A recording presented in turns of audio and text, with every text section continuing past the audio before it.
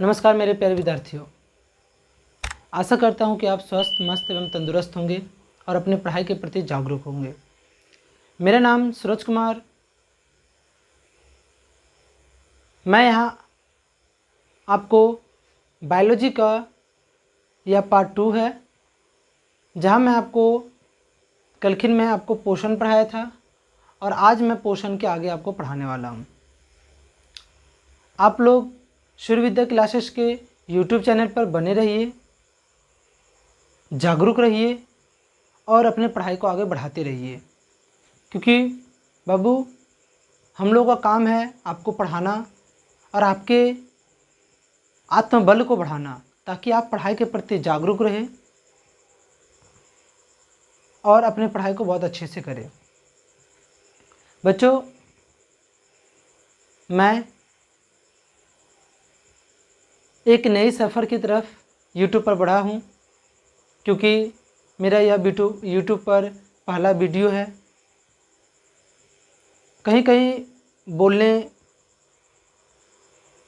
में दिक्कतें हो जाती है कि कहीं कोई गलतियाँ ना हो जाए बोलने में, तो इन सभी चीज़ों को बड़ी ध्यान में रखा जाता है। क्योंकि बाबू मैंने आज तक कोई ऐसा नहीं है कि मैंने कोई कैमरा के सामने बोला हो, तो ऐसी कोई बात नहीं है। मेरा ये पहली बार हो रहा है जहाँ मैंने कैमरा के सामने बोला है। कैमरा के सामने बोलना एक अपने आप में एक चैलेंज होता है बच्चा, जहाँ सामने कोई नहीं होता है, सिर्फ आपको कैमरे को देख के बोलना होता है। तो ये मेरे लिए एक चैलेंज है। आप लोग इससे बेफिक्र रहिए, मैं इसे धीरे धीरे एक्सेप्ट कर लूँगा और ये मेरा धीरे धीरे ठीक हो जाएगा। बस आप लोग मेरे साथ बने रहिए, अपने दोस्तों को भी इसमें बनाइए, बुलाइए और उन्हें भी ज्वाइन होने का मौका दीजिए, ताकि वो भी अपने पढ़ाई को बहुत अच्छा बना सके। बच्चा लोग, कलखिन हम लोग पढ़े थे पोषण, जैव प्रक्रम पढ़ रहे थे, जिसमें पहला चीज़ हम लोगों ने पोषण पढ़ा। पोषण की कई सारी विधियाँ पढ़ी, जैव प्रक्रम क्या होता है, बायोलॉजी का इतिहास पढ़ा था हम लोगों ने, और हम लोगों ने बहुत सारी चीज़ों को भी कलखिन देखा था। उन सभी चीज़ों को पहले हम लोग दोहराएंगे।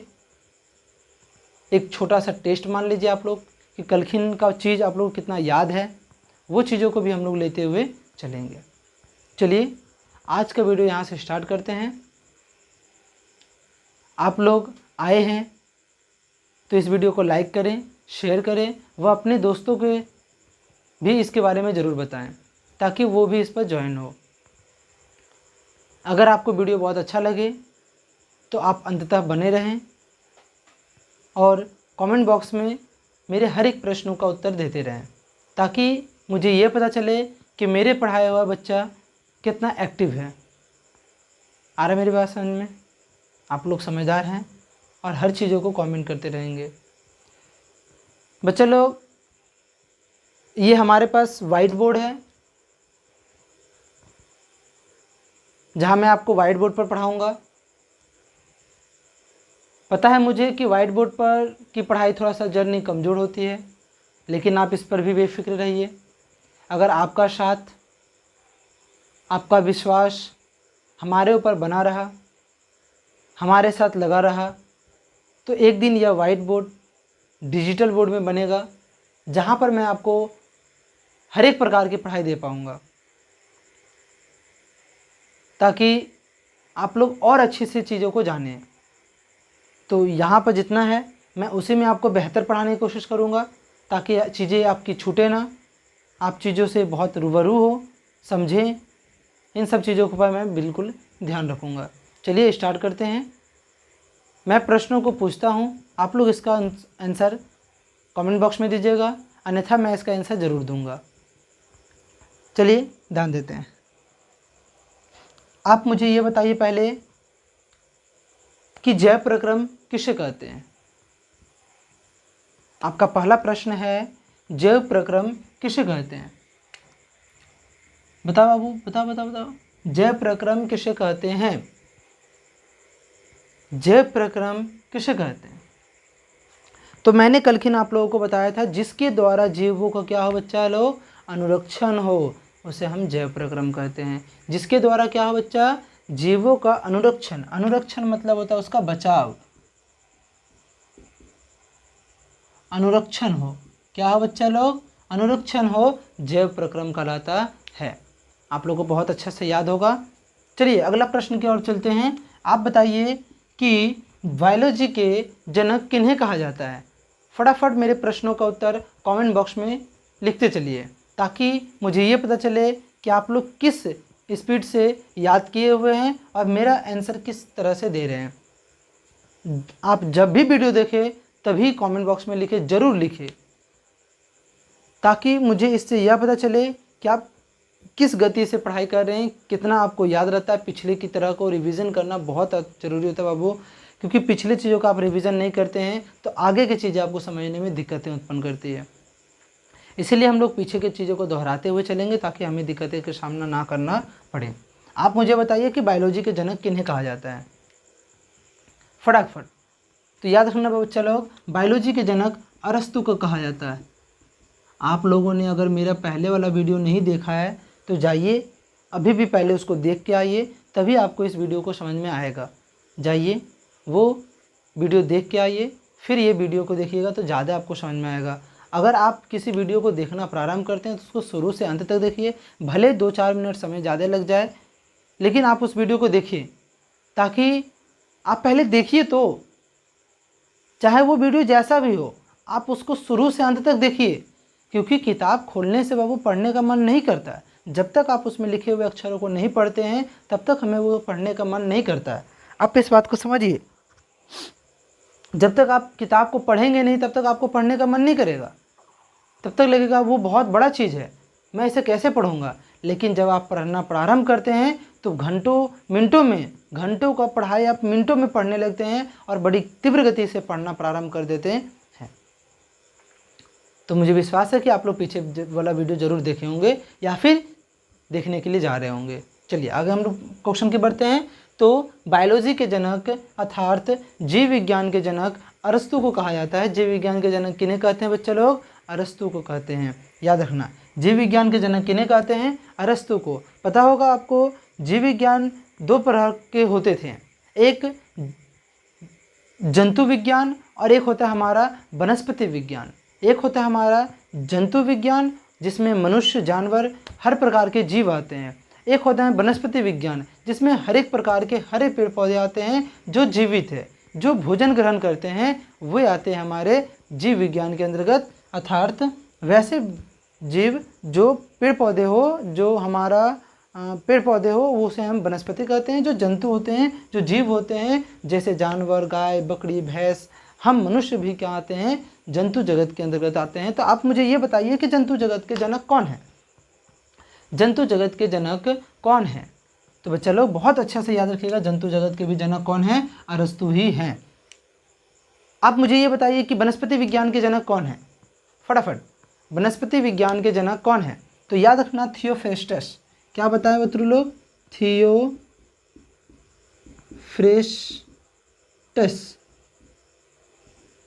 थियोफ्रेस्टस। आप लोग मेरे प्रश्नों का जवाब बहुत अच्छे से दे रहे होंगे। मैं पीछे की चीज़ों को दोहरा रहा हूँ ताकि आपको याद रहे उन सभी चीज़ों को। चलिए ध्यान दीजिएगा। अभी आप मुझे ये बताइए कि जैव प्रक्रम किसे कहते हैं। अच्छा, मैंने पहले क्वेश्चन पूछ दिया ना, जैव प्रक्रम किसे कहते हैं। चलिए आगे देखते हैं। सजीव किसे कहते हैं, सजीव किन्हें कहा जाता है, सजीव किन्हें कहते हैं। तो वे प्राणी जिसके अंदर पोषण, शोषण, परिवहन, उत्सर्जन की क्रियाएं होती हैं उन्हें सजीव कहते हैं। जो व्यक्ति, जो जानवर, जो जीव एक स्थान से दूसरे स्थान तक आ जा सकता है उन्हें हम सजीव कहते हैं। सजीव केवल आना जाना ही नहीं, बल्कि उसके अंदर पोषण, शोषण, जैव प्रक्रम की सारी क्रियाएं होनी चाहिए। तो जैव प्रक्रम में कितने प्रकार की क्रियाएं होती हैं, तो उनके अंदर होता है पोषण, उनके अंदर होता है शोषण, उनके अंदर होता है परिवहन, उनके अंदर होता है उत्सर्जन। क्या होता है बच्चा लोग, उत्सर्जन। इन सभी 4 क्रियाएं जिसके अंदर होंगी, 4 में से एक भी कम नहीं, चारों का चारों क्रिया जिसके अंदर होंगी उन्हें हम जैव प्रक्रम कहते हैं। उन्हें हम क्या कहते हैं बच्चा लोग, जैव प्रक्रम। क्या कहते हैं? जैव प्रक्रम कहते हैं। आप लोग वीडियो को लाइक करते रहिए, ताकि मैंने कल ही बताया था कि आप जब वीडियो को लाइक करते हैं तो मुझे उससे मोटिवेशन मिलता है और मेरे पढ़ाने का जो उत्सुकता होता है वो बढ़ते चल जाता है, ताकि मैं और अच्छा से क्लियर कर सकूं चीज़ों को। जब मैं लाइक का चीज़ देखता हूं ना कि बच्चों ने इतना लाइक किया है, तो समझिए कि मेरा पढ़ाने का जो इच्छुकता होता है वो दोगुना से तिगुना हो जाता है। आगे ध्यान दीजिएगा, पोषण, श्वसन, परिवहन जैसे क्रियाओं को सम्मिलित रूप को हम जैव प्रक्रम कहते हैं। आगे ध्यान देना, सजीव निर्जीव हो गया हमारा, अनुरक्षण के मतलब हम लोग समझ चुके हैं। आगे ध्यान दीजिएगा, जैव प्रक्रम कहते किसे हैं? एक इसकी पूरी परिभाषा आपको हम सुनाते हैं। वे क्रियाएं जिसके द्वारा जीवों का अनुरक्षण होता है जैव प्रक्रम कहलाता है। वे क्रिया जिसके द्वारा जीवों का क्या होता है बच्चा लोग? अनुरक्षण होता है। विद्यार्थीगण ध्यान दीजिएगा, वे क्रिया जिसके द्वारा जीवों का अनुरक्षण होता है जैव प्रक्रम कहलाता है। वे क्रिया जिसके द्वारा जीवों का क्या होता है बच्चा लोग? अनुरक्षण होता है, जैव प्रक्रम कहलाता है। आगे आप लोग ध्यान दीजिएगा, पोषण किसे कहते हैं? आप मुझे बताइए पोषण किसे कहते हैं? चलिए, पोषण से पहले आप मुझे बताइए पोषक तत्व किसे कहते हैं? पोषक तत्व क्या क्या होते हैं? तो याद रखना बच्चा लोग, कार्बोहाइड्रेट,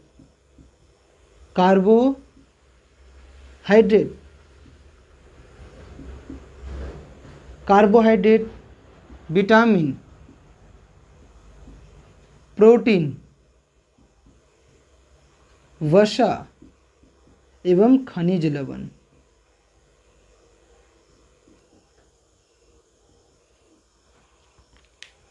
कार्बोहाइड्रेट, वसा, विटामिन, खनिज लवण एवं प्रोटीन, ये सारे पदार्थ हमारे क्या हैं?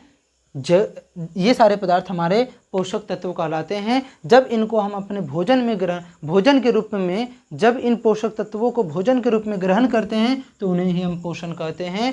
जब पोषक तत्वों को ग्रहण कर उनका प्रयोग करते हैं, सिर्फ पोषक तत्वों को खाना ही नहीं है बल्कि हमारे शरीर के लिए उसका प्रयोग भी करना है, तभी वो हमारे क्या कहलाएगा बच्चा लोग? विद्यार्थीगण क्या कहलाएगा? बताओ जल्दी। पोषण कहलाता है। चलिए, इतना बात आप लोगों ने समझ गया। चलिए, बहुत अच्छी बात है। ध्यान दीजिएगा, पोषण 2 प्रकार के होते थे। ध्यान दीजिएगा, पोषण कितने प्रकार के होते हैं बच्चों लोग? 2 प्रकार।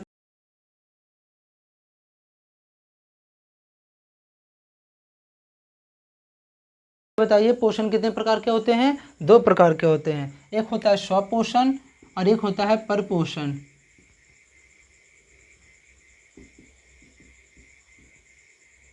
एक होता है स्वपोषण और एक होता है परपोषण। मैं स्वपोषण और परपोषण दोनों को बताऊंगा, फिर इसके आगे बताऊंगा स्वपोषण किन में होता है, फिर बताऊंगा परपोषण किन में होता है, परपोषण के कितने प्रकार होते हैं। ये सारी चीज़ों पर हम लोग बातें करेंगे। ध्यान देना बच्चा लोग, कल की मैंने स्वपोषण के बारे में बहुत अच्छी सी बातें की थी। चलिए फिर से आज देखते हैं स्वपोषण किसने कहते हैं। वे जीव जो अपना भोजन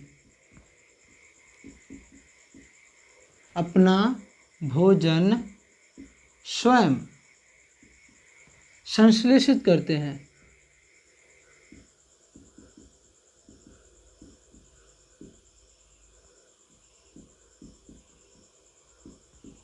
स्वपोषण कहलाते हैं। वे जीव जो अपना भोजन स्वयं संश्लेषित करते हैं स्वपोषण कहलाते हैं। मेरे साथ दोहराइएगा तो आपको भी याद होगा, और साथ साथ इसको आप नोट डाउन करते जाइएगा, कॉपी लेके बैठिएगा ताकि आपको याद होते रहे। अभी मैं यहाँ से लिखते हुए चलूँगा। वे जीव जो अपना भोजन स्वयं बनाते हैं स्वपोषी कहलाते हैं। वे जीव जो अपना भोजन स्वयं संश्लेषित करते हैं स्वपोषण कहलाते हैं। जैसे हरे पेड़ पौधे, जैसे सभी पेड़ पौधे, सभी पेड़ पौधे क्या होते हैं बच्चा लोग? स्वपोषी होते हैं। कल की मैंने इस बात को बहुत अच्छा से बताया था आप लोगों को। सभी हरे पेड़ पौधे क्या होते हैं? स्वपोषी होते हैं। अभी मैं बताऊंगा स्वपोषी क्यों होते हैं हरे पेड़ पौधे। आगे ध्यान दीजिएगा, स्वपोषण के बाद हो गया स्वपोषी किसे कहते हैं? पोषण के बाद स्वपोषी। आपको एग्जाम में क्वेश्चन पूछा था स्वपोषी किसे कहते हैं? देखिए बाबू, साइंस का जब भी प्रश्न पूछा जाए अगर आपसे बोले इसका उत्तर दीजिए, तो आप हमेशा याद रखिएगा, साइंस में जितने भी क्वेश्चन आते हैं हमेशा एग्जामिनर आपसे उससे सटीक आंसर मांगता है, लंबा आंसर नहीं बल्कि सटीक आंसर, ताकि वो जान सके कि आपको कितना बेहतरीन तरीक़ा से याद है। वो आपसे सटीक आंसर मांगता है। इधर उधर घुमा फिरा के बातें अगर आप लिखिएगा तो वो आपका नंबर काट लेगा। आप जब तक सटीक आंसर नहीं देंगे तब तक उसे संतुष्टि नहीं होगा। आप बहुत छोटा लिखिए लेकिन सटीक लिखिए। चलिए ध्यान दीजिएगा, जो स्वपोषण करते हैं स्वपोषी कहलाते हैं।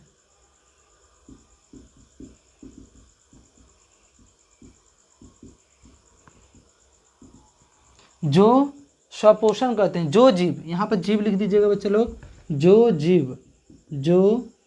जीव स्वपोषण करते हैं स्वपोषी कहलाते हैं। जो जीव स्वपोषण करते हैं स्वपोषी कहलाते हैं। मेरे बातों पर बिल्कुल ध्यान देके बताइएगा, जो जीव स्वपोषण करते हैं स्वपोषी कहलाते हैं। फिर से मेरे साथ दोहराइए, वे जीव जो अपना भोजन स्वयं संश्लेषित करते हैं स्वपोषण कहलाते हैं। जैसे सभी हरे पेड़ पौधे क्या होते हैं मित्रों लोग, स्वपोषण होते हैं, स्वपोषण करते हैं। और जब सभी हरे पेड़ पौधे स्वपोषण करते हैं तो इन्हीं पौधों को हम लोग क्या कहते हैं, स्वपोषी कहते हैं। स्वपोषी कहते हैं। क्या कहते हैं बच्चा लोग, स्वपोषी कहते हैं। विद्यार्थीगण फिर इस यहाँ पर ध्यान दीजिएगा, आप लोग बहुत गौर कीजिएगा, ध्यान इधर से उधर ना करके मेरे बातों पर ध्यान दीजिए। और यहाँ पर ध्यान दीजिए कि स्वपोषी किसे कहते हैं, जो जीव अपना भोजन स्वयं संश्लेषित करता है उसे स्वपोषण कहते हैं, लेकिन जो स्वपोषण करता है उन्हें स्वपोषी कहते हैं। मेरी बात ध्यान से सुनिए, पेड़ पौधे अपना भोजन स्वयं बनाते हैं अर्थात पेड़ पौधे को स्वपोषी कहते हैं। पेड़ पौधे अपना भोजन स्वयं बना रहे हैं ना, बना रहे हैं स्वयं, उनके अंदर स्वयं बनाने की क्रियाएं होती हैं, संश्लेषित करने की क्षमता होती है, इन्हें उन्हें स्वपोषण कहते हैं। जो क्रिया द्वारा वो काम कर रहा है, जो क्रिया से वो अपना भोजन बना रहे हैं उन्हें स्वपोषण कहते हैं। लेकिन करने वाला कौन है, हरे पेड़ पौधे, तो हरे पेड़ पौधे को स्वपोषी कहते हैं। देखिए, जब हम लोग भोजन को खाते हैं तो हम खाने वाले व्यक्ति क्या कहलाएंगे, जिसको हम खा रहे हैं वो क्या कहलाएगा। तो जिसको खा रहे हैं वो भोजन है, लेकिन खाने वाला कौन है, भोजी, अर्थात हम लोग, जिसको भोजन हम लोग खा रहे हैं। अरे समझ में मेरी बात को, अर्थात जो भोजन है वो तो भोजन है, लेकिन ग्रहण करने वाला उसको ये कहते हैं। ध्यान दीजिएगा इधर, परपोषण। परपोषण क्या होता है, जस्ट इसका उल्टा समझिए। वे जीव जो अपना भोजन स्वयं ना बनाए, सर हमारे घर में हमारे मम्मी या फिर हम स्वयं अपना भोजन स्वयं बना लेते हैं, तो फिर हम भी तो स्वपोषी हुए। बच्चा लोग, हम कलखिन की क्लास में तुम्हें बताए थे कि हम अपना भोजन स्वयं नहीं बनाते हैं, हम अपना भोजन स्वयं पकाते हैं। हमारा भोजन जो बना हुआ मिलता है हमें पेड़ पौधे से मिलता है। आप मुझे ये बताइए, क्या आप बैगन घर में बनाते हैं? सर हाँ बनाते हैं। नहीं बच्चा, आप बैगन को घर में पकाते हैं। आप बैगन को घर में पकाते हैं। आप चावल को घर में पकाते हैं, बनाते नहीं हैं। चावल को आप लाते हैं कहाँ से, धान के खेत से धान को काट कर लाते हैं, फिर उसे देहातों में उसे फिर सुखाया जाता है, फिर मिल में लगाकर उसको चावल के रूप में बनाया जाता है, तब जाके वो हमें चावल प्राप्त होता है और तब हम उसे ग्रहण करते हैं। आपको ये पता होगा, चावल आपने बनाया, चावल को बनाया किसने, पौधा ने बनाया। हम लोग उसे मशीन द्वारा छाट कर उसको हम लाते हैं और फिर हम लोग उसको खाते हैं, पका के खाते हैं, बना के नहीं खाते हैं, पका के खाते हैं। हमेशा याद रखिएगा, भोजन को हम पकाते हैं, बनाते नहीं हैं। इसीलिए वे जीव, यहाँ इसका आंसर लिखेंगे, वे जीव जो अपना भोजन, या फिर वे लिखेंगे वे जीव जो भोजन के लिए, किसके लिए पुत्रों लोग, भोजन के लिए किसी न किसी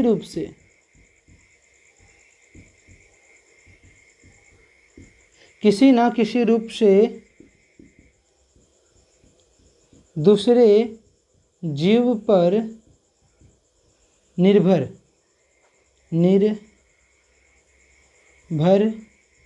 रह, रहता है। क्या बोले हम? वे जीव जो भोजन के लिए किसी न किसी रूप से दूसरे जीव, सर पेड़ पौधा जीव है? हाँ बच्चा लोग, पेड़ पौधा जीव है। ध्यान दीजिएगा।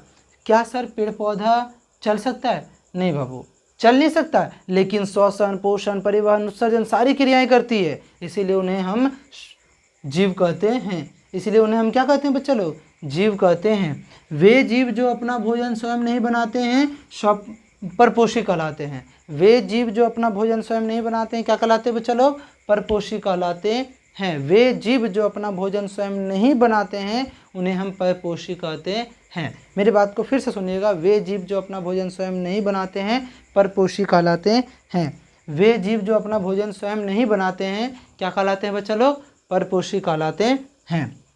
जैसे मनुष्य, जानवर, etc। और भी बहुत सारे आ जाएंगे। जानवर के अलावा बहुत सारा गाय, भैंस, बकरी, सब कुछ क्या है बाबू? सारे जानवर, जितने भी जंतु हैं, आप समझिए जितने भी जंतु हैं, जंतु जगत के जितने भी प्राणी हैं, जितने भी जीव आते हैं, सब का सब परपोषी कहलाते हैं। जंतु जगत के जितने भी जीव आते हैं, सब क्या कहलाते हैं? परपोषी कहलाते हैं। और वनस्पति विज्ञान के अंतर्गत जितने भी पौधे आते हैं, सारे के सारे स्वपोषी कहलाते हैं। सारे के सारे, सर सारे कहलाते हैं बच्चा लोग। जिनके अंदर जय प्रक्रम की सारी क्रियाएं होती हैं, जिनके अंदर हम बोल सकते हैं, सभी तो नहीं बोलेंगे यहाँ पर, क्योंकि सभी पेड़ पौधे स्वपोषण नहीं करते हैं। कुछ ऐसे पौधे होते हैं जो परपोषण भी करते हैं, तो मैं आगे क्लास में वो भी आपको बताऊंगा। चलिए आज के लिए इतना, अभी के लिए इतना। पहले आप समझ में आया?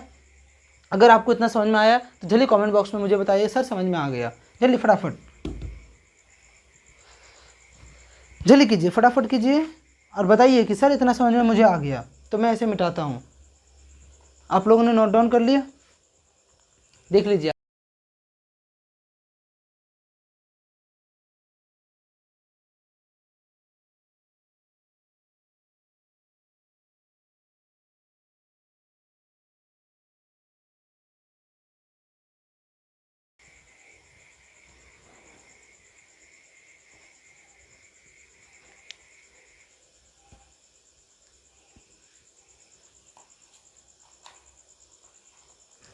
चलिए ध्यान दीजिए। अब आगे हम लोग जानेंगे कि स्वपोषण किस में होता है। ध्यान दीजिएगा। अभी मैंने बताया स्वपोषण किसे कहते हैं? वे जीव जो अपना भोजन स्वयं संश्लेषित करते हैं, स्वपोषण कहलाते हैं। स्वपोषण सभी हरे पेड़ पौधे कहलाते हैं। मैं इसकी थोड़ी सी कुछ बातें बताता हूँ आपको, ध्यान दीजिएगा आप लोग। थोड़ा सा बस आप लोग ध्यान दीजिएगा, बस थोड़ा सा।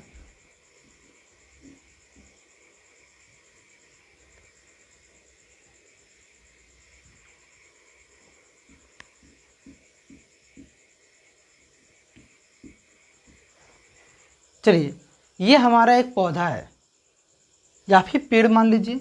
ये हमारा क्या है बच्चा लोग? एक वृक्ष है। ये क्या है? एक वृक्ष, अर्थात एक बड़ा वृक्ष है।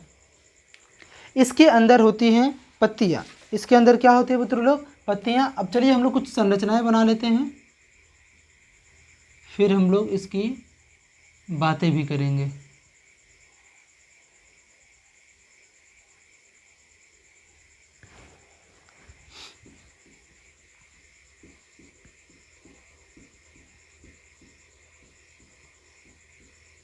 आपको पता होगा कि एक पौधा में पत्ती होती है। चलिए हम पत्ती का भी चित्र बना देते हैं। इधर इधर तो नहीं दिखेगा, इधर बनाते हैं।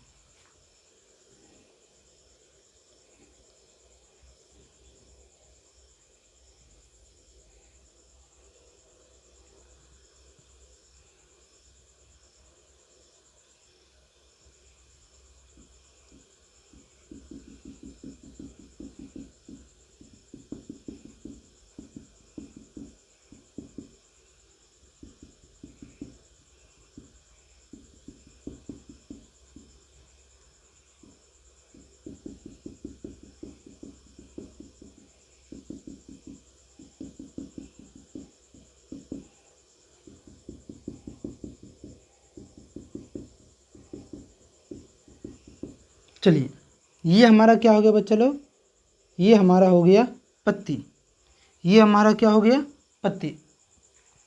आप लोगों को पता होगा कि पौधे जो होते हैं वह स्वपोषी होते हैं। पौधे जो होते हैं वो क्या होते हैं, हमारे स्वपोषी होते हैं। और ये क्या करते हैं, तो ध्यान दीजिएगा बच्चा लोग, ये पौधे जो करते हैं वो ज़मीन से जल ग्रहण करते हैं। क्या करते हैं, जल ग्रहण करते हैं और खनिज लवण, खनिज लवण को ग्रहण करते हैं। ये पौधे जड़ से जल और खनिज लवण को क्या करते हैं बच्चा लोग, ग्रहण करते हैं।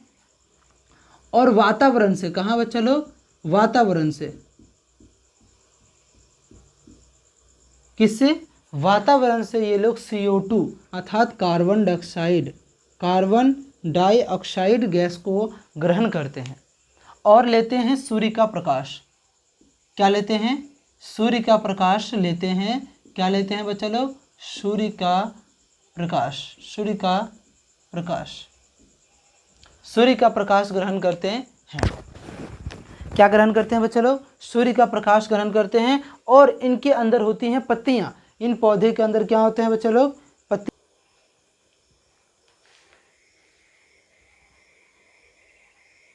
चलिए बच्चा लोग आगे ध्यान देते हैं हम लोग। ये हमारा एक पौधा है जो जमीन से जल और खनिज लवण को ग्रहण कर रहा है, साथ साथ यह वातावरण से कार्बन डाइऑक्साइड गैस को ग्रहण कर रहा है। वातावरण से क्या ग्रहण कर रहा है बच्चा लोग, कार्बन डाइऑक्साइड गैस को ग्रहण कर रहा है।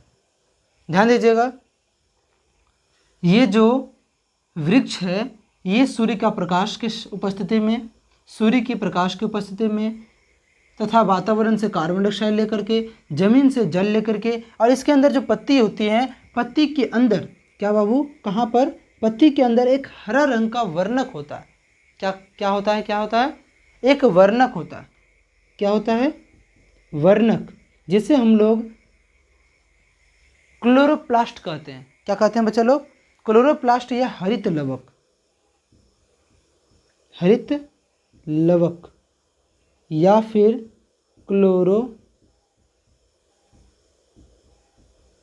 सर ये क्लोरोप्लास्ट क्या है बाबू, हरित लवक को ही इंग्लिश में क्लोरोप्लास्ट कहते हैं। आप इस बात को याद रखिएगा।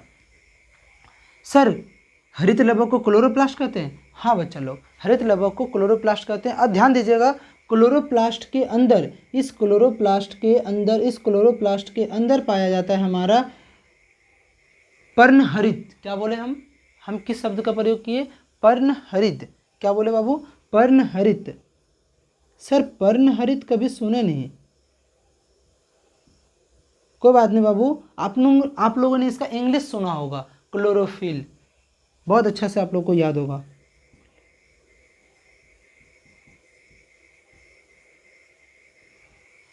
अर्थात ध्यान दीजिएगा आप लोग, इस पत्ती के अंदर एक वर्णक पाया जाता है जिसका नाम होता है हरित लवक, जिसे क्लोरोप्लास्ट कहते हैं। क्लोरोप्लास्ट के अंदर, क्लोरोप्लास्ट के कहाँ, अंदर में पाया जाता है हमारा क्लोरोफिल, पर्णहरित या क्लोरोफिल पाया जाता है, और जिसके कारण पत्ती का रंग हरा होता है, क्योंकि क्लोरोफिल ही हरा होता है।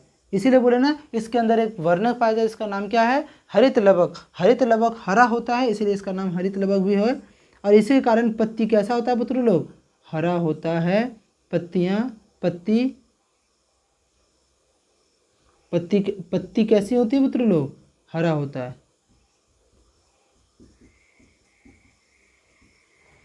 पत्ती कैसा होता है बच्चा लोग, हरा होता है।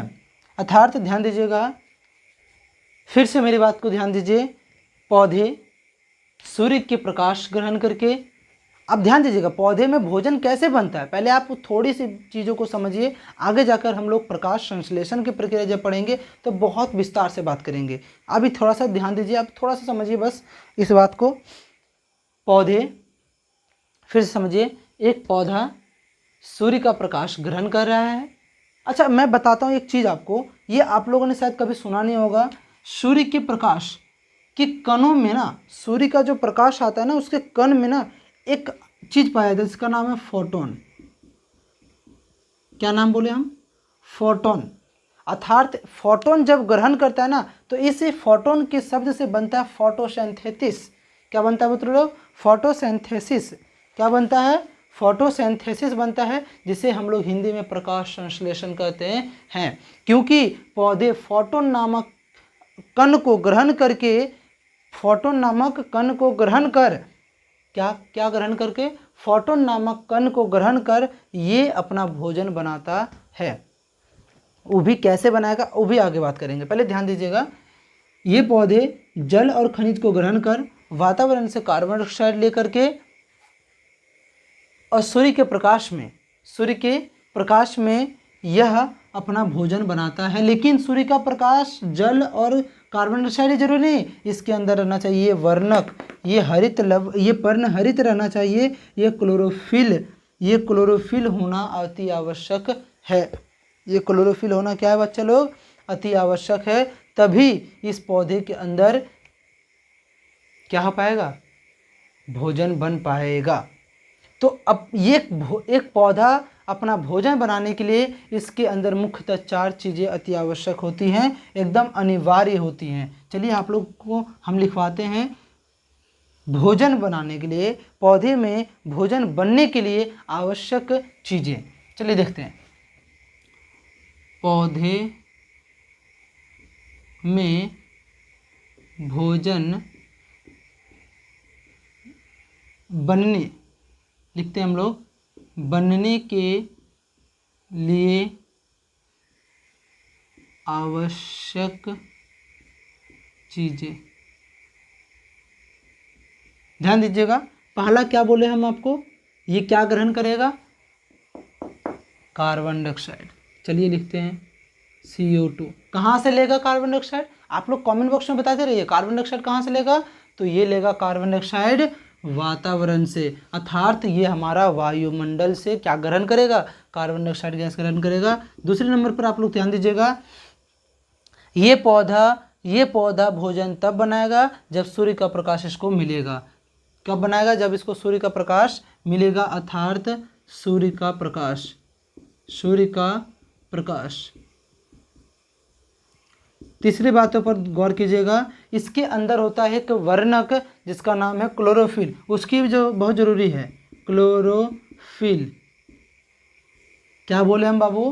क्लोरोफिल। चौथी जो होती है हमारी, यहाँ पर हम लिखते हैं, ध्यान दीजिएगा, चौथी जो होती है हमारी, आप लोगों को दिख रहा होगा इधर, थोड़ा सा मैं साइड में लिख रहा हूँ, जगह थोड़ा सा कम है, चलिए मैं यहाँ लिख देता हूँ, नहीं यहाँ पर नहीं, यहीं रहने देते हैं। क्लोरोफिल होता है, और जो चौथा होता है वो हमारा जल। देखिए यहाँ पर ध्यान दीजिएगा, जल और खनिज। तो यहाँ पर हम लिखते हैं बहुत शॉर्ट में H2O प्लस जल, H2O प्लस खनिज, H2O प्लस खनिज। अभी आप मुझे ये बताइए कि पौधा को इन सारी क्रियाओं को करने के लिए किसकी आवश्यकता हुई? क्या दूसरे व्यक्ति गए और इसको जल दे दिया? क्या दूसरे व्यक्ति गए इसको सूर्य का प्रकाश दे दिया? ऐसी कोई बात आई क्या यहाँ पर? नहीं आई ना, नहीं आई ना। आप इस बात को याद रखिएगा, आया कि नहीं आया? नहीं आया ना। अब अभी ध्यान दीजिए, फिर से ध्यान दीजिए, आया कि नहीं आया? आया। आप क्या कहना चाह रहे हैं? आया कि नहीं आया? नहीं आया ना। ध्यान दीजिए, इसीलिए इसे स्वपोषी कहते हैं। इसीलिए इसे क्या कहते हैं? स्वपोषी कहते हैं। सर स्वपोषी क्यों कहते हैं? अरे बच्चा लोग, अभी तो मैंने आपको बताया कि इसके इतने सारी क्रियाओं करने के लिए किसी भी चीज़ों की आवश्यकता नहीं, कोई भी दूसरा व्यक्ति नहीं आया, ये अपने से जमीन से जल ले लेगा, खनिज लवण ले लिया, अपने से वातावरण से कार्बन डाइऑक्साइड खींच लिया, अपने से सूर्य का प्रकाश इसको मिल गया, और इसके अंदर ही पत्ती में क्लोरोफिल था, जिसके कारण पत्ती का रंग हरा होता है। इसके अंदर उपस्थित क्लोरोफिल ही, ये 4 तत्व इसके अंदर खुद उपस्थित था, जो इसके अंदर क्लोरोफिल उपस्थित था, बाकी सारा चीज़ इसने वातावरण से ग्रहण कर लिया, और जिसके कारण इसका भोजन बन गया। सर भोजन क्या बना? तो याद रखिएगा बच्चों को, ग्लूकोज बनता है। क्या बनता है? C6H12O6 सूत्र होता है, इसका रासायनिक सूत्र होता है, जिसको हम लोग कहते हैं ग्लूकोज कहते हैं। और पौधे का जो भोजन होता है वो ग्लूकोज होता है, जिसे हम लोग हिंदी में ग्लूकोज को कार्बोहाइड्रेट भी कहते हैं।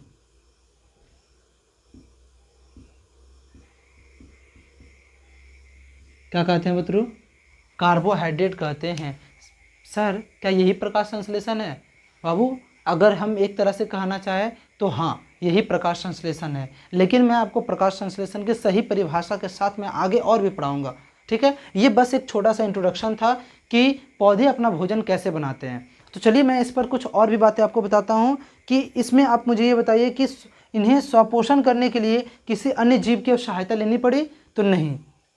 मेरे क्वेश्चन को ध्यान से सुनिएगा, हर चीज़ों को मैं इस यहाँ पर लिखना बहुत संभव नहीं है, जितना मैं बातें बोल सकता हूँ जिससे आपका जल्दी से जल्दी आप सुन के याद रख सकते हैं। मेरी बातों को सुनकर आप अपने कॉपी में लिखिए। पहला चीज़ लिखिए, आप मेरे कहे अनुसार पहला चीज़ लिखिए जल्दी कॉपी में कि स्वपोषण के लिए पौधों को अन्य जीव की आवश्यकता नहीं होती है। पौधों को पोषण करने के लिए अन्य जीव की आवश्यकता नहीं होती है।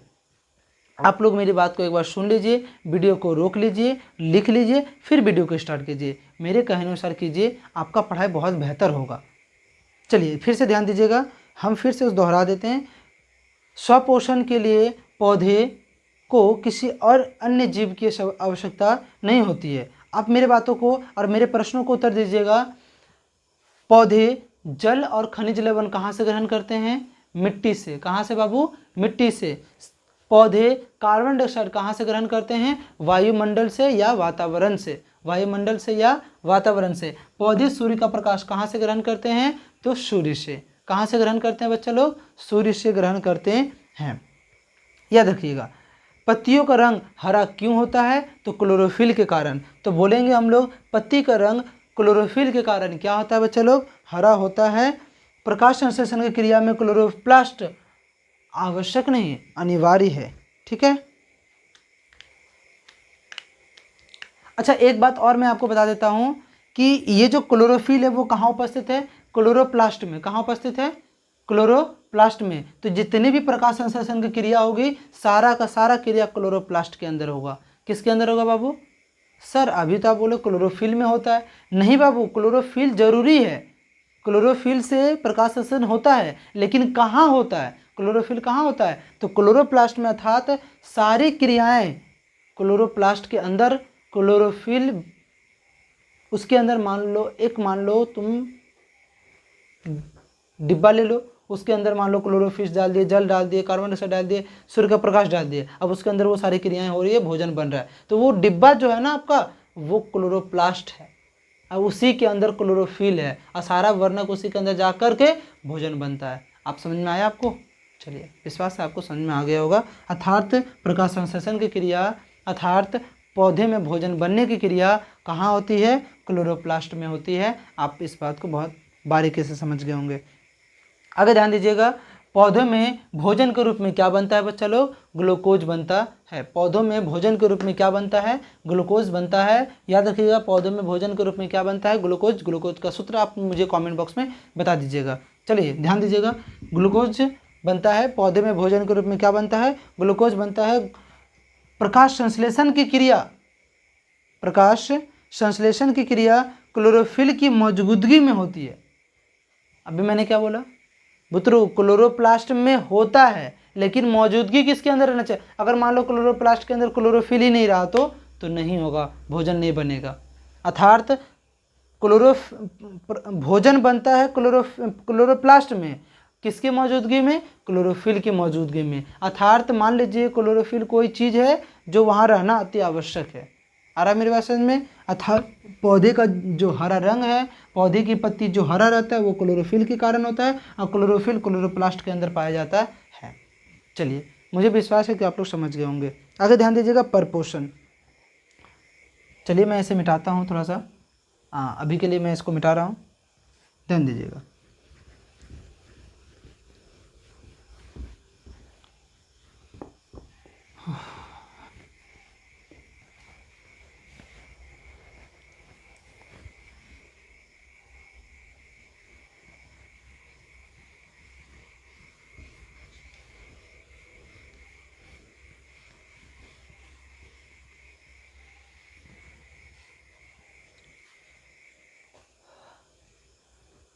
बाबू लोग, आप लोगों ने वीडियो को लाइक कर दिया?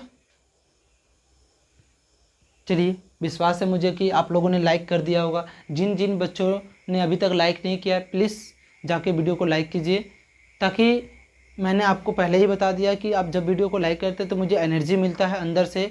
अभी मैं आपको समय बता देता हूँ, जब मैं वीडियो रिकॉर्ड कर रहा हूँ तो मेरे पास एक घड़ी है, मैं आपको दिखाता हूँ समय कितना मेहनत लगता है। आप लोग पहले देखिए, इस चीज़ को समझिए कि अभी का समय जो हो रहा है, देखिए आप दिख रहा होगा आपको 1:36 हो रहा है। आपको दिख रहा है समय? नहीं दिख रहा है, 1 सेकेंड रुक जाइएगा, 1 सेकेंड में फिर से ऑन करता हूँ। देखिए कितना हो रहा है टाइम, 1:36 हो रहे हैं और मैं अभी वीडियो को रिकॉर्ड कर रहा हूँ। आप लोग मेरी मेहनत को देख रहे होंगे। मैं आप ही सबके लिए नोट्स बना रहा था ताकि इस चैप्टर को ख़त्म करते ही मैं आपको नोट्स दे सकूं। जैसे चैप्टर ख़त्म होगा आपको मेरे व्हाट्सएप ग्रुप पर आपको इस वीडियो का जितना भी नोट्स होगा सारा कुछ मिल जाएगा। वो भी हैंड टू हैंड मिलेगा, मेरे हाथ द्वारा लिखा हुआ मिलेगा, आपको PDF रूप में मिलेगा, ताकि आप उसे डाउनलोड करके किसी भी जीरोक्स मशीन में, किसी भी जीरोक्स की दुकान में जाएं और वहाँ से जीरोक्स करवा लें। बाबू हम आपको एक ही सजेशन देंगे, आप जो भी हम नोट्स देंगे आप उसे जीरोक्स करवा के ही पढ़ें, ताकि आपका ध्यान उस समय सिर्फ और सिर्फ पढ़ाई पर हो। अगर आप हर समय मोबाइल का प्रयोग करेंगे तो आपकी पढ़ाई कहीं ना कहीं कमज़ोर रह जाएगी। इसीलिए जो भी मैं नोट्स दूंगा आप उसे जीरोक्स कराइए, 2-4-5 रुपया खर्चा करके जीरोक्स कराइए, ताकि उससे आपका ध्यान भटके ना, सिर्फ और सिर्फ पढ़ाई पर रहे, ताकि मुझे पता चले जब मैं टेस्ट लूँ तब मुझे पता चले कि आपका क्या मार्क्स है। चलिए वो भी एक दिन होगा, ज़रूर होगा। अभी ध्यान दीजिएगा, अभी ध्यान दीजिए। परपोषण,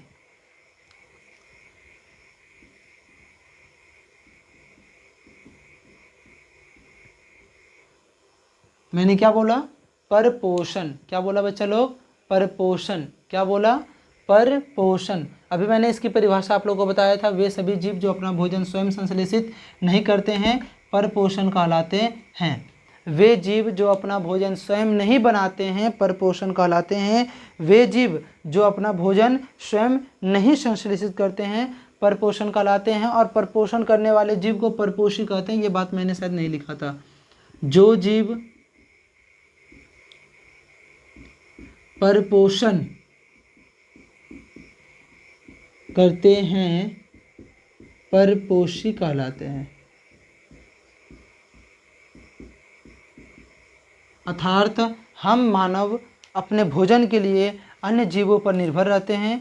हम मानव अपने भोजन के लिए क्या रहते हैं बच्चा लोग? हम मानव अपने भोजन के लिए अन्य जीवों पर निर्भर रहते हैं। हम, मैं थोड़ा सा इंक डाल देता हूँ इसमें ताकि पढ़ाने में सुविधा हो।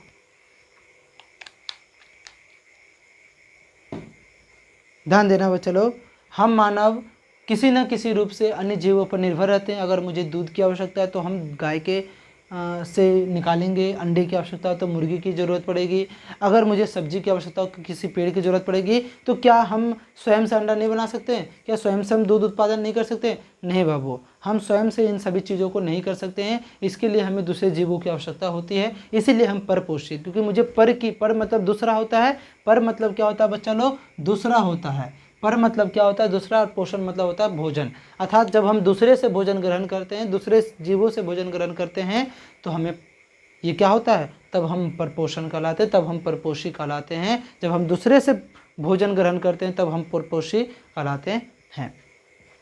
ध्यान देना बच्चा लोग, परपोषण जो होते हैं वो 3 प्रकार का होता है। कितने प्रकार का होता है बच्चा लोग? 3 प्रकार का होता है। बहुत ही हल्का है, आपको अभी तुरंत ना याद हो जाए फिर आप मुझे बोलिएगा।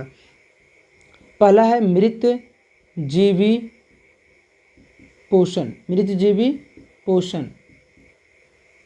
दूसरा है आपका परजीवी पोषण। और तीसरा है आपका प्राणी संपोषण। प्राणी संपोषण बहुत ही तीनों हल्का। ध्यान दीजिएगा, मृतजीवी पोषण, परजीवी पोषण और प्राणी संपोषण। मैं तीनों का परिभाषा बारीकी से लिख दूंगा, आप बेफिक्र रहिए। ध्यान दीजिएगा, पहले मैं समझाता हूँ मृतजीवी पोषण क्या होते हैं, परजीवी पोषण क्या होते हैं, प्राणी संपोषण क्या होते हैं, फिर मैं इनका सभी का परिभाषा भी लिख दूंगा। मृतजीवी पोषण, परजीवी पोषण और प्राणी संपोषण। इस प्रकार के पोषण में ध्यान दीजिएगा, मृतजीवी की बात बता रहे हैं हम, मृतजीवी की पहला में बात कर रहे हैं, ध्यान दीजिएगा। मृतजीवी पोषण जो होते हैं, मृतजीवी जो पोषण होते हैं वे इस प्रकार के पोषण, मतलब कि मृतजीवी पोषण ऐसे जीव करते हैं, ऐसे जीव जो सड़े गले भोजन को ग्रहण करें।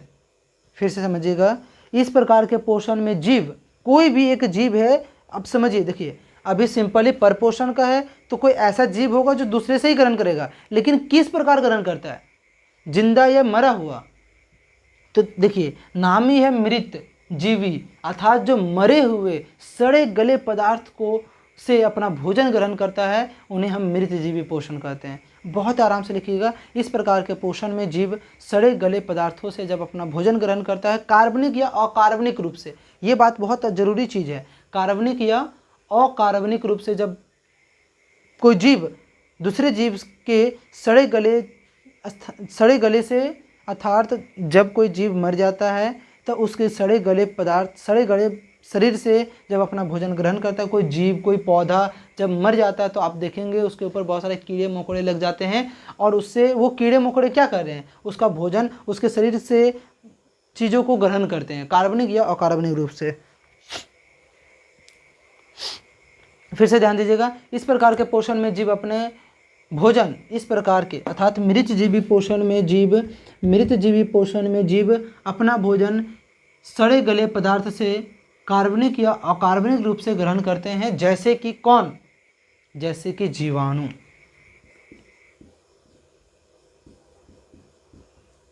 जैसे कि कवक,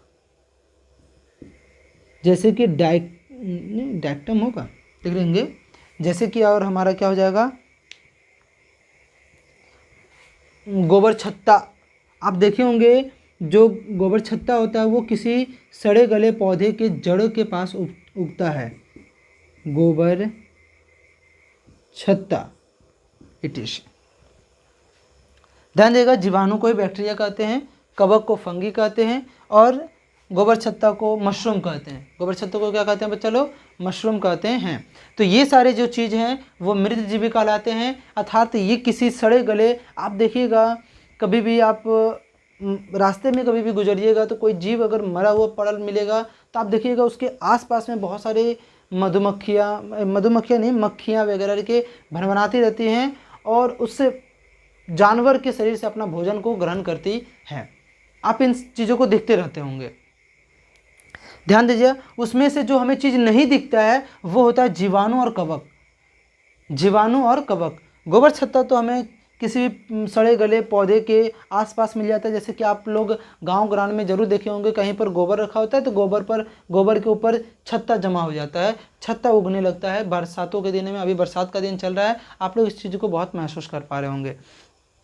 तो जो जीवाणु होता है, जो कवक होता है ना, वो दूसरे मानव के सड़े गले, अगर आप बोले कि हम मानव जीवित हैं और हमारे ऊपर जीवाणु कवक दौड़ेगा और हमारे मांस को खा जाएगा तो वो हमें तुरंत खा जाएगा और हम तुरंत उसका कोई उपाय न करेंगे और उस घाव को जल्दी से जल्दी ठीक करेंगे। लेकिन ये जीव ज़्यादा करके सड़े गले जीवों के ऊपर अपना भोजन ग्रहण करता है, जीवित पर नहीं करता है, क्योंकि अगर जीवित मानव के शरीर पर ये करेगा तो जीवित मानव शरीर तो इसको देख लेगा, सिंपल ही है, और इसे नष्ट कर देगा, डेटॉल लगा करके, अन्य चीज़ों को लगा कर इसे ख़त्म कर देगा, जिससे कि ये विकास नहीं कर पाएंगे और इसकी मृत्यु वहीं हो जाएगी। इसीलिए ये सारे जीव सड़े गले एवं मरे हुए जीवों से अपना भोजन ग्रहण करते हैं, कार्बनिक व अकार्बनिक रूप से। ठीक है, आप याद रखिएगा, हम जो बता रहे हैं परिभाषा लिखिए, इस प्रकार के पोषण में लिखिए, मृतजीवी पोषण में लिखिए, इस प्रकार के पोषण में लिखिए आप लोग, इस प्रकार के पोषण में जीव किसी मरे हुए प्राणी से कार्बनिक या अकार्बनिक रूप से, लिखिए कार्बनिक या अकार्बनिक। सर अकार्बनिक क्या होता है, कार्बनिक क्या होता है, मैं इसके मतलब भी बताऊंगा आपको, पहले लिखिए, कार्बनिक या अकार्बनिक रूप से ग्रहण करता है उसे मृतजीवी पोषण कहते हैं। चलिए ध्यान दीजिए, कार्बनिक क्या होता है, जिस जानवर के शरीर में कार्बन की मात्रा हो, जो पदार्थ जो चीज़ वहाँ खाया जा रहा है उसमें कार्बन है तो कार्बनिक है, जिसमें कार्बन नहीं है वो अकार्बनिक है। चलिए आप लोग समझ गए होंगे। जिस पदार्थ में, जिस तत्व में, जिस कंपाउंड में कार्बन होता है उसे कार्बनिक पदार्थ कहते हैं, जिसमें कार्बन नहीं होता है उसे अकार्बनिक कहते हैं। जैसे कि आप मान लीजिए वो अम्ल है H2SO4, इसमें कार्बन नहीं है तो ये अकार्बनिक है। और जैसे C6H12O6 ये ग्लूकोज का सूत्र होता है, इसमें कार्बन है इसलिए कार्बनिक है। बस ये इतना बात याद रखिए, कार्बन और अकार्बनिक बस यही चीज़ है, ज़्यादा कोई बड़ा चीज़ नहीं। जहाँ पर कार्बन दिख गया वो कार्बनिक, जहाँ पर कार्बन नहीं है वो अकार्बनिक। अभी ध्यान दीजिएगा, परजीवी पोषण। परजीवी पोषण किसे कहते हैं? इस प्रकार के पोषण में जीव अस्थायी या अस्थायी रूप से, क्या बोले हम, अस्थायी या अस्थायी रूप से, जैसे कि आप लोग ढीला देखें, क्या बोलते हैं ढीला को, जू बोलते हैं, क्या बोलते हैं बच्चा लोग, जू बोलते हैं। आप लोग देखे होंगे जू कभी हमारे शरीर पर आ करके वो हमारे मस्तिष्क से खून को ग्रहण कर फिर इधर से उधर चले जाते हैं, तो आए फिर चले गया, तो वो अस्थायी हो गया। लेकिन कोई रहकर ही हमारे ही शरीर पर रहकर क्या करता है, भोजन को ग्रहण करते रहता है, उसे हम कहते हैं अस्थायी परजीवी पोषण। अस्थायी परजीवी उसे कहते हैं। जैसे कि आप लोगों ने एक पौधा का नाम बताइए आप लोग जो परजीवी पोषण करते होंगे। सर पौधा परजीवी करते हैं? हाँ बाबू, एक पौधा है जिसका नाम है अम्रबेल और वह परजीवी होता है। हम इसका परिभाषा बताते हैं। इस प्रकार के पोषण में जीव अस्थायी या अस्थायी रूप से किसी दूसरे जीव से जब भोजन ग्रहण करता है उसे परजीवी पोषण कहते हैं। बहुत ही हल्का है, आप लोग लिखिए को अपने कॉपी में। इस प्रकार के पोषण में जीव, इस प्रकार के पोषण में जीव अस्थायी कुछ इस प्रकार से लिखिएगा, अस्थायी या अस्थायी रूप से, अस्थायी या अस्थायी रूप से जब दूसरे जीवों से अपना भोजन ग्रहण करता है उसे परजीवी पोषण कहते हैं। जैसे क्या क्या होंगे बाबू, जैसे कि जू, जैसे खटमल, और क्या हो जाएगा बाबू, आप लोगों ने कभी गाय बैल के शरीरों पर देखा है लगा हुआ, उसको कहते हैं चोइयाँ या कुछ और कहते हैं, देख लीजिएगा आप लोग, मुझे वो याद नहीं आ रहा है, परंतु आप लोग ध्यान दीजिएगा। वो भी जो जीव है ना वो किसी सजीव के ऊपर रहकर अपना भोजन ग्रहण करता है। एक पौधा होता है जिसका नाम है अमरबेल। अमरबेल ये एक ऐसा पौधा है, मैं आपको इसे दिखा दूंगा, चिंता मत कीजिएगा, मैं आपको इस तरफ दिखा दूंगा, ये आपको यहाँ पर दिखेगा, देख लीजिएगा आप लोग, मैं इसका लगा दूंगा, ध्यान दीजिएगा। अमरबेल जो होता है पौधा वो परजीवी पोषण करता है। आप लोग देखे होंगे, मान लीजिए जैसे कि देखिए ये एक आम का पौधा है, ये इनका लत निकला हुआ है, ये आम का पौधा का मान लो, तो ये अम्रबेल क्या होता है ना, यहाँ से ऐसे ऐसे जा कर के ये पौधे के चारों बगल लिपट जाता है। ये पौधे के क्या होता है बच्चा लोग, चारों तरफ लिपट जाता है और ये अपना भोजन यहाँ से ग्रहण करता है, ऐसे करके लिपट के यहाँ से क्या करता है, अपना भोजन ग्रहण करता है। मतलब पौधे के चारों बगल आप लोग देखे होंगे ये पूरा तरह से लत जैसा होता है, पीला कलर का होता है, हल्का सा पीला हरा कलर का होता है, और ये पौधे पर लत जाता है। इसे हम लोग अम्रबेल कहते हैं, जो हमेशा अपना भोजन उसी पौधे से ग्रहण करता है। आगे ध्यान दीजिएगा, और क्या होगा इसमें हम लोग देख लेंगे। परजीवी पोषण में क्या हो जाएंगे, अमरबेल हो गया। हाँ, गोल कृमि याद रखिएगा, एक पदार्थ, एक जानवर है गोल कृमि, गोल कृमि है, ध्यान दीजिएगा। जू, खटमल, कवक, इसके अंदर कवक भी आ जाएगा, याद रखिएगा, कवक भी इसके अंतर्गत आ जाता है। फिर से समझिए, मृतजीवी पोषण किसे कहते हैं, वे इस प्रकार के पोषण में जीव अपना भोजन सड़े गले पदार्थों से, सड़े गले जीवों से अपना भोजन कार्बनिक या अकार्बनिक रूप से ग्रहण करते हैं, उसे मृतजीवी पोषण कहते हैं। जैसे जीवाणु, कवक और गोबरछत्ता, ये जो जीव होते हैं किसी मरे हुए जीव से अपना भोजन ग्रहण करते हैं। परजीवी पोषण किसे कहते हैं, इस प्रकार के पोषण में जीव अस्थायी या अस्थायी रूप से अमरबेल जो पौधा होता है, अगर आप उसे उस पौधा से हटा देंगे तो वो मर जाएगा। अगर आप उस अमरबेल के पौधे को अगर आप उस पौधे से हटा देंगे तो वो मर जाएगा, वो जीवित नहीं रहेगा, ध्यान दीजिएगा। तो यहाँ पर जो जू होता है, अगर आप उसे किसी चीज़ में बंद कर देंगे तो वो मर जाएगा, कहीं बाहर से वो भोजन ग्रहण नहीं कर सकता है। जू, खटमल, कवक, अमरबेल और गोलकृमि, ये जो जीव होते हैं वो परजीवी होते हैं। प्राणी संपोषण सबसे हल्का, सर सबसे हल्का, हाँ बाबू सबसे हल्का प्राणी संपोषण होता है। आप इस बात को समझिए, सबसे हल्का कोई है तो वो है हमारे प्राणी संपोषण, ये एकदम बिल्कुल हल्का है। चलिए मैं इसका परिभाषा बताता हूँ। इस प्रकार के पोषण में जीव अपना भोजन अन्य जीव से ग्रहण करता है। क्या करता है? अन्य जीव से ग्रहण करता है, उन्हें हम प्राणी संपोषण कहते हैं। अन्य जीव से ठोस या तरल रूप में, क्या बोले हम, ठोस या तरल रूप से ग्रहण करता है, उन्हें हम प्राणी संपोषण कहते हैं। फिर से समझिएगा, इस प्रकार के पोषण में जीव अपना भोजन इस प्रकार के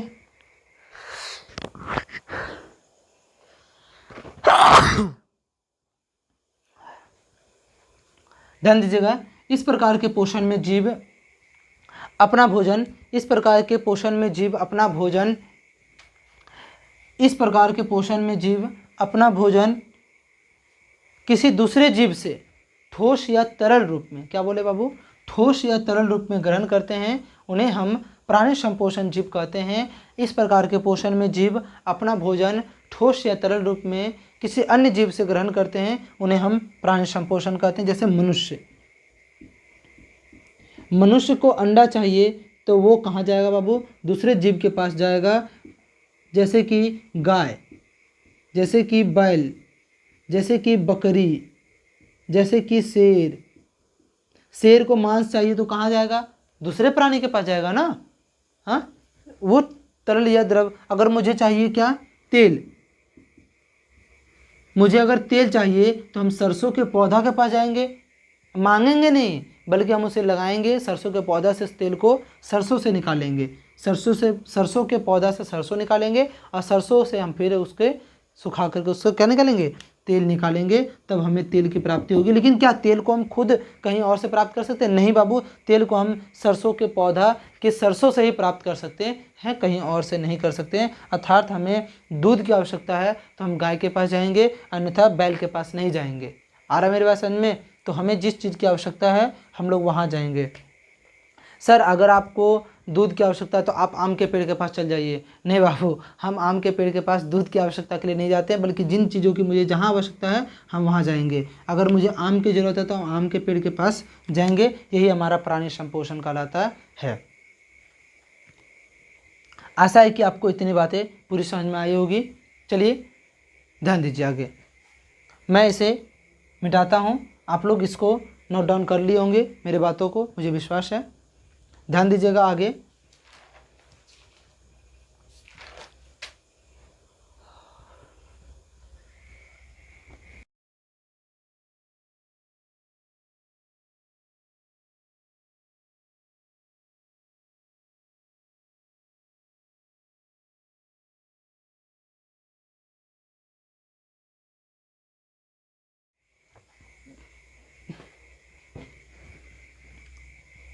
चलिए ध्यान दीजिए प्यारे बच्चों, मैं आप लोग को यह बात बताना चाहता हूँ कि यह मेरे यहाँ इस चैनल पर मैंने अभी ही कंटेंट स्टार्ट किया है, जहाँ पर मैंने आपको पढ़ाना प्रारंभ कर दिया है।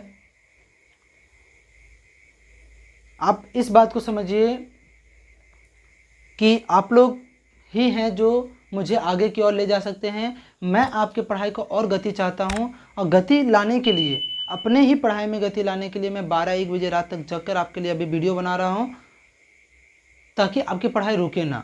अब मेरे पास यही समय है बाबू, क्योंकि मैं सुबह से लेकर के शाम तक अपने ही घर में थोड़ा सा ट्यूशन पढ़ाता हूँ, ताकि उससे कुछ खर्चा मिले, ताकि मैं ये वीडियो बना सकूँ। क्योंकि बाबू इस वीडियो को बनाने में भी बहुत प्रकार की खर्चाओं को सामना करना पड़ता है, अन्यथा वीडियो नहीं बन पाएगा। ठीक है, चलिए आप लोग समझ रहे होंगे, आप लोग छोटे विद्यार्थी नहीं हैं, बड़े विद्यार्थी हैं, समझ रहे होंगे कि कोई चीज़ भी करने के लिए मेहनत व आज के समय में तो पैसे की अति आवश्यकता है, अन्यथा हम लोग कोई भी वीडियो को नहीं बना पाएंगे। समझिए, ध्यान दीजिएगा।